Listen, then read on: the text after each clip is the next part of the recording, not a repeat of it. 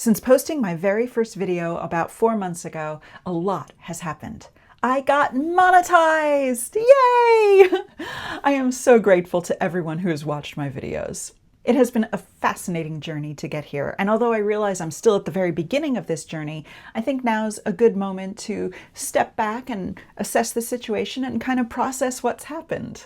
So in this video, I'm going to tell you what it's like to be a little fledgling baby YouTuber, and I'll even show you some of the analytics tools that YouTube lets me see as a creator. This is the Detangler, and today's episode is going to be a little different than usual. Normally, my mission is to detangle the meaning of hair as it appears in art, rituals, legends, and rules. That's the whole point of this channel. So apologies if you came here expecting to see a hair story, and an invitation if you're here just to see a fledgling YouTuber. You should watch some of my hair videos. I'm really proud of the work I've done. I do extensive research, and I do my best to tell some compelling and factual storytelling. I hope that you'll watch some of these videos and give me feedback. When I started the Detangler, I knew it was an ultra niche topic. I mean, hair philosophy, hair history. Most people on YouTube who are talking about hair are telling you how to style it or how to take care of it. Not me. I'm a hair philosopher. I'm a storyteller, a researcher. I'm a researcher and a storyteller. I was a user researcher for a long time professionally, so I have rigorous research practices. I want you to feel like the information that I give you is trustworthy. I also have an art history background, so mostly I talk about visual culture. And to me, it's really important that I label my visuals with title, artist, date, whenever I can. And I'm just curious, does anybody else notice that? Does anybody care but me? It actually takes quite a bit of effort to put in those captions, and I'd love to know if anyone cares. Since my videos are so heavily researched, they take a long time to make. And I gotta admit, I'm jealous of those YouTubers who just narrate while they're doing whatever it is that they do, like cooking or putting on makeup or whatever. It just seems like those would be easier to make. I admire the kind of YouTubers who are research-based. So some of my favorites who really influenced me as I was putting together the Detangler are Tasting History with Max Miller, or Jeff Lindsay, who talks about linguistics, Jay Draper, who talks about London history. A couple of people talk about fashion history, like Bernadette Banner and Nicole Rudolph. I think they're all great. It's just a sampling. I would love to hear your recommendations. I don't know how someone like Max Miller does it, every week consistently putting out a new episode that's carefully researched and really clearly told. Other people do it on a less frequent basis. And some, like Bernadette Banner, has clearly grown over the years, and now she obviously has a team that work with her. I'm still figuring out my cadence. Lately, I've been trying to put out a heavily researched episode every few weeks, and in between do some lighter episodes that are quicker to make. But keeping up with this weekly cadence is hard. It's definitely the part that I'm struggling with the most. Given my niche topic, I was really grateful for the couple of hundred views that my early videos were getting. And then I decided to go even more ultra niche within my tiny little niche. I decided to focus on hair of a specific body part, that is, hair. And that is what put me on the road to monetization.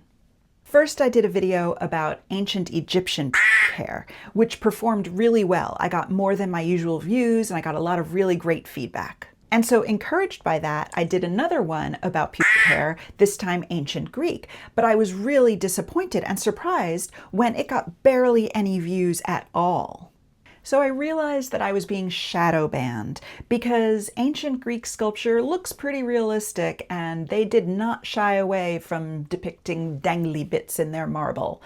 And since the hair I was interested in was the stuff right next to those dangly bits, that's what I was focusing on. And I guess YouTube was just too prude for my art history lesson.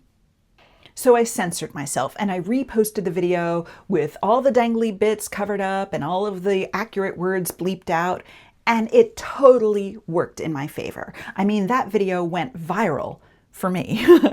20,000 views, that was incredible. And most people were leaving really nice comments, like they learned a lot and they liked my presentation style. So that felt really good to get that validation. But I have to admit, it did kind of get in my head. It was a bit of a distraction. I kept paying attention to the analytics of that video and wondering what I could do to cater to this new audience. Meanwhile, I put out a couple of other videos on other hair topics, and they totally tanked. The only ones that were getting any traction were the food videos. And then I put out one that really went viral. Again, for me. But I'm talking 80,000 views. This is what totally put me over the hump for monetization. But I have to admit, it's a different vibe.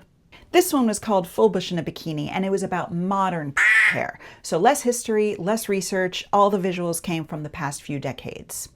I was still coming at it from an analytical perspective, but now the comments were more like, I like it this way, or I prefer it that way, or when it's this way, it grosses me out, or as long as I can lick it, you know? I mean, no one was saying anything wrong or demeaning or threatening.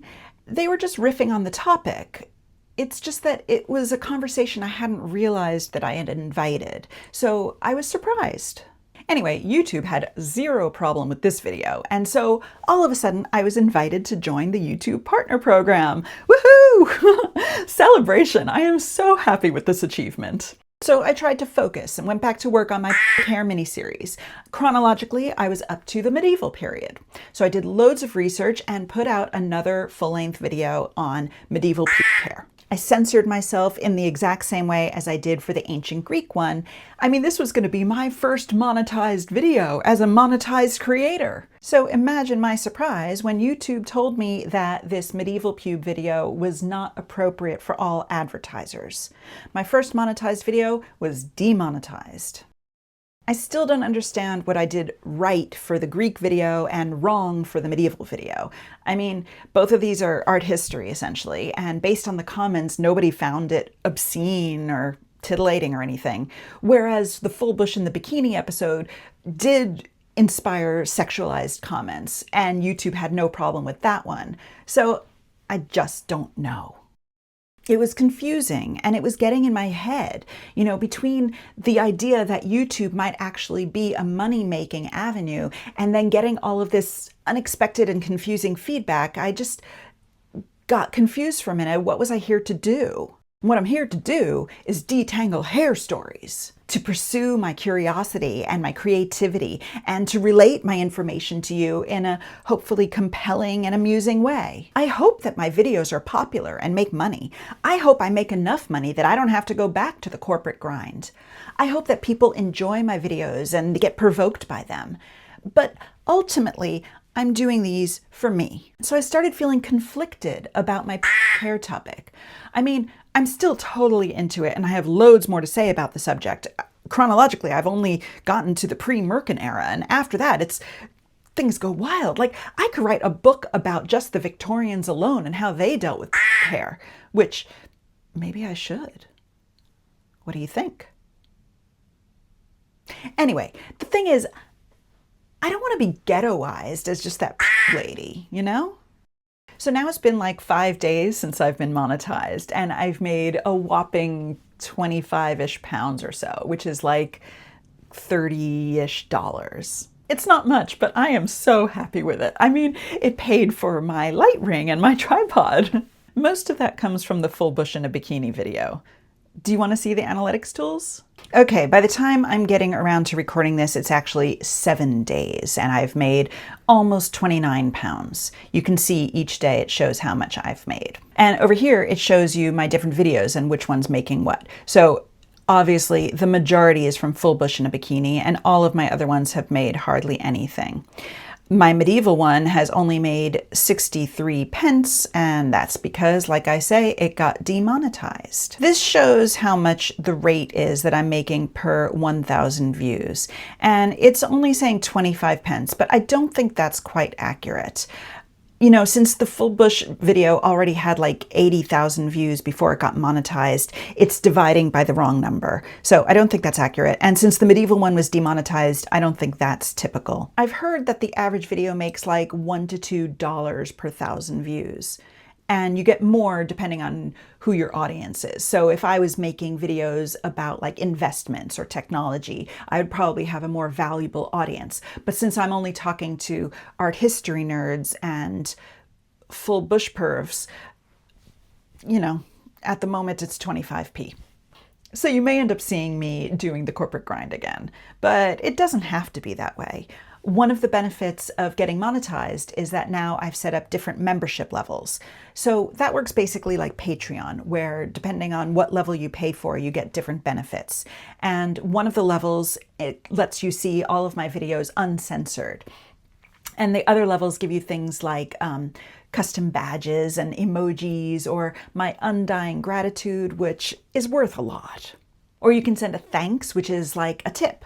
And you can send as much or as little as you like. And you can specify it's for a specific thing. Like one of my favorite Detangler fans sent me this microphone. So now my voice sounds rich and resonant and not tinny like it did in my earlier videos. Thank you, Takahiro. Well, I think that's just about all I can tell you about my experience as an early days YouTuber.